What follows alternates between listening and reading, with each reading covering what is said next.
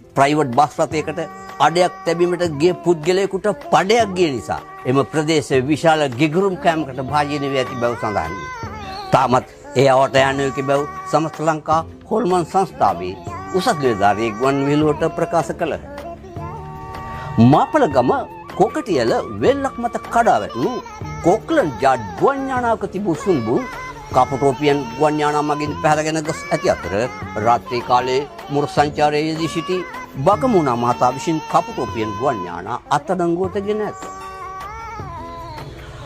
විරුද්ධ පක්ෂයේ නායකා අපේ ගෙදර හාමිනේ මා සමග අමනාප වීම නිසා මුළු කුස්සිය ප්‍රදේශයේම ඇඳිරි නීතිය ක්‍රියාත්මක වේ. ඇඳිරි නීතිය කඩ කළ මියන්ති දෙනෙකු උඹල කඩ පසුම්බී පැහැරගෙන යද්දී මුරු සංචාරක නිලධාරී බලලා මහතා විසින් අත්අඩංගුවට ගැනීමට තැත් කරද්දී මාරුමුවට පත් විය. බොම්බ ඇලුම් පිළිබඳ විශේෂඥ සොම්බේ මහතාගේ හොම්බට වැදුණු බම්බු පහකින් ඒ මහතා ගෙම්බෙකු වැනි ලොම්බෙකු බවට පත් විය. හොංකොංගිය කිංකොං කංකුං රැගෙන පෙරලා දිවෙන්ට සැපත් විය.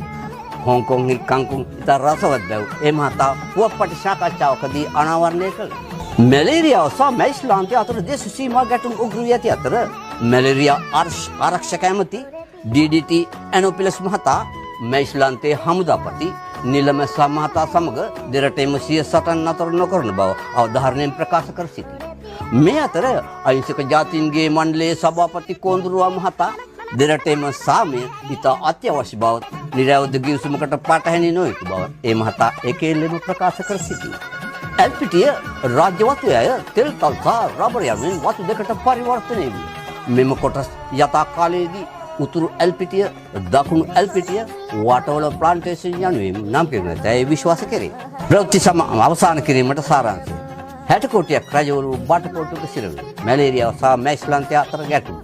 එල්පිටිය රාජ්‍ය වතු අය දෙකට බෙදී. මීළඟට අමංගල දැන්වීම. අභාවය කොග්ගල වැවේ විසූ කළුකොරළයා මහතා.